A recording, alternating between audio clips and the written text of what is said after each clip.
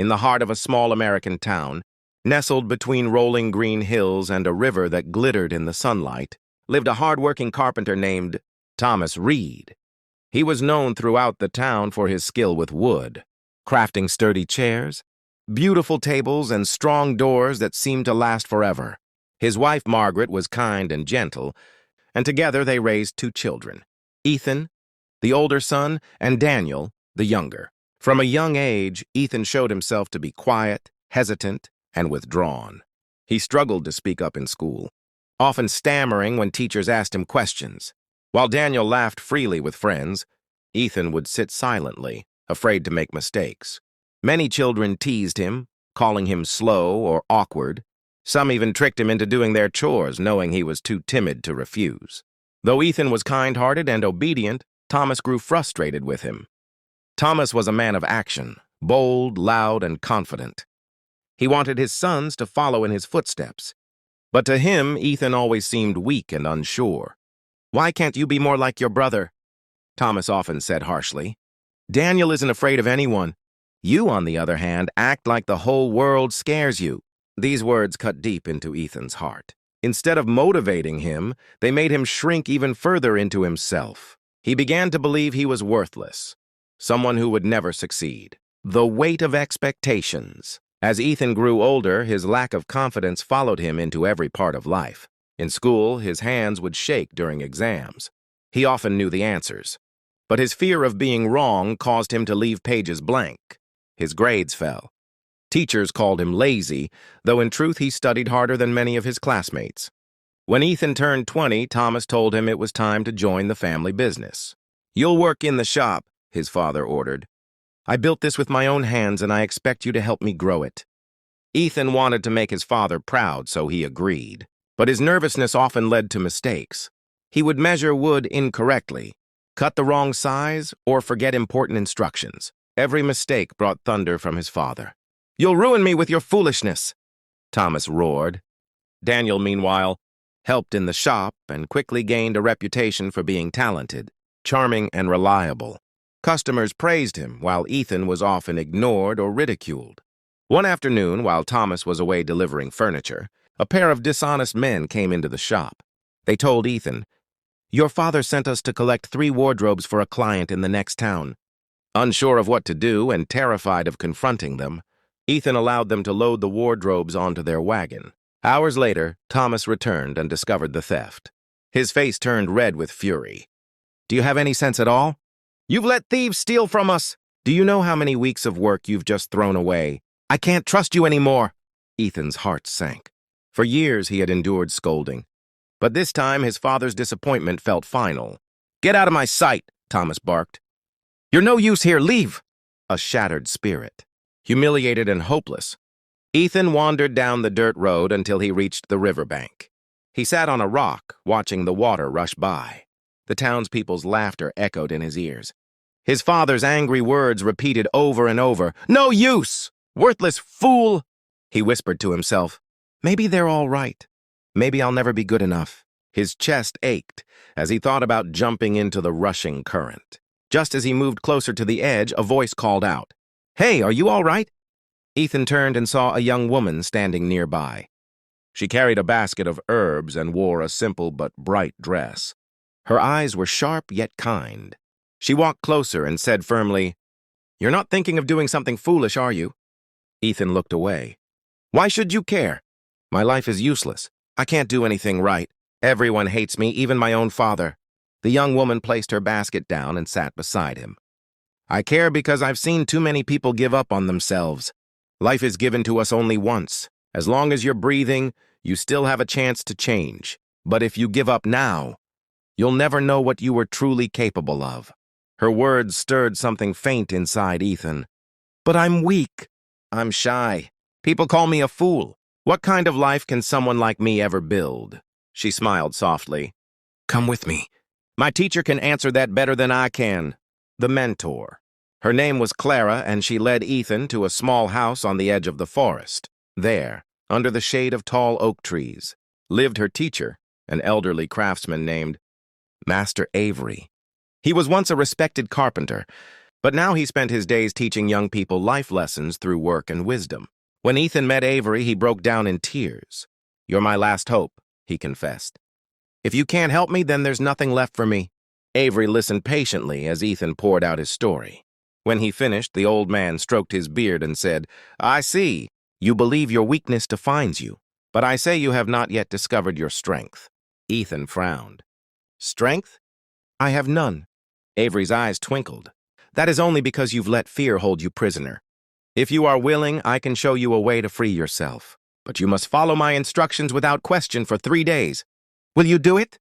Desperate for hope, Ethan nodded. "Yes, I'll try." Day 1. Speaking to strangers. "Today," Avery said, "you must speak to 10 strangers. Ask them about their lives. Listen carefully, then write down what they tell you." The thought terrified Ethan. He could barely talk to people he knew, let alone strangers. But remembering Avery's promise, he forced himself to try. At first, people brushed him off. Some were rude, others laughed at him. But he pressed on. Slowly, a few opened up. A farmer told him about the hard year's harvest. A widow shared her memories of her late husband. A blacksmith spoke of his dream to send his daughter to school. By evening, Ethan had filled a small notebook with stories. For the first time in years, he felt a spark of accomplishment. When he returned to Avery, the old man smiled. "Good, you see? You can talk to people after all. The first step to confidence is breaking the silence." Day 2. Teaching others. The next morning, Avery gave Ethan a more difficult task. Go to the village school. Teach the children about the importance of trees. Use whatever knowledge you already have. Ethan panicked. "But I'm not educated enough to teach." "I'll make a fool of myself." Avery chuckled. "The children don't know what you don't know. Just share what you do know." Nervously, Ethan stood before a group of curious children. His hands trembled and his voice cracked as he began. But soon he found himself explaining simple truths. Trees give us shade, wood, fruit, and fresh air. He told them how a tree could live for 100 years, silently supporting life all around it. At first, he rushed through, then fled the room. But Avery sent him back again. The second time, he breathed slowly, spoke clearly, and even answered questions. By the end of the lesson, the children clapped. When Ethan returned, Avery said, "See, each time you face your fear, it loses its power." Day 3. Facing the father. On the third day, Avery gave the hardest task yet. Go to your father. Ask his forgiveness. Tell him you are ready to prove yourself. Ethan's stomach tightened. "No, I can't. He hates me. He'll never forgive me." "If you refuse," Avery said firmly, "then you'll remain a prisoner to fear. True courage is not avoiding what scares us. It is walking straight toward it." Gathering all the courage he had, Ethan returned home. His father stood in the workshop, hammering angrily at a table. Ethan's voice shook as he said, "Father, I know I've disappointed you. I've been weak, but I want to change. Please give me another chance. I'll prove I can be useful." For a moment, silence hung in the air. Then Thomas lowered his hammer. He saw not the timid boy he once scolded, but a young man trying desperately to stand tall. Something softened in his eyes. "All right, son," he said quietly. "One more chance. Don't waste it." The lesson. When Ethan returned to Avery and asked, "What is the secret to success?" the old man smiled. "You already know it," Avery said. "Your weakness was never your shyness. It was your fear. People treat you the way you present yourself. If you act small, they'll see you as small. But if you stand tall, even with trembling knees, the world will see your strength.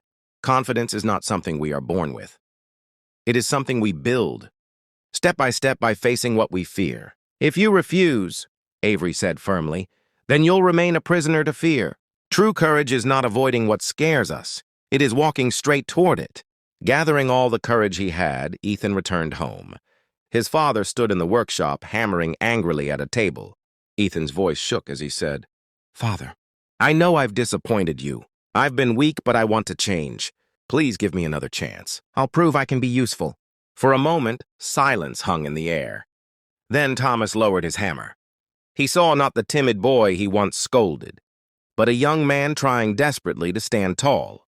Something softened in his eyes. "All right, son," he said quietly. "One more chance. Don't waste it." The lesson. When Ethan returned to Avery and asked, "What is the secret to success?" The old man smiled. You already know it, Avery said. Your weakness was never your shyness. It was your fear. People treat you the way you present yourself. If you act small, they'll see you as small. But if you stand tall, even with trembling knees, the world will see your strength. Confidence is not something we are born with.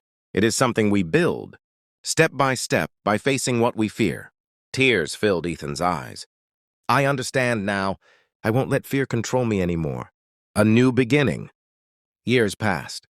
Ethan worked hard in the shop, this time with determination. He made mistakes, yes, but he no longer let them crush him. Slowly, his skill grew. Customers began to notice his craftsmanship. He learned to greet them with a smile, to shake their hands firmly, and to speak with clarity. In time, Thomas grew proud of his son. You've become a better carpenter than me, he admitted one evening. But more than that, you've become a man of courage. Ethan's shop expanded, and he became known in neighboring towns as a respected businessman.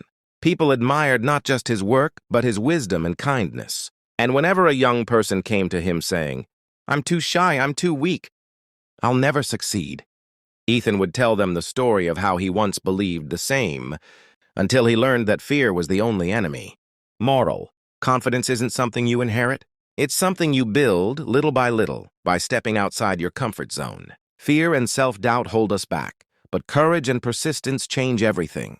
Even the quietest soul can shine if they believe in themselves.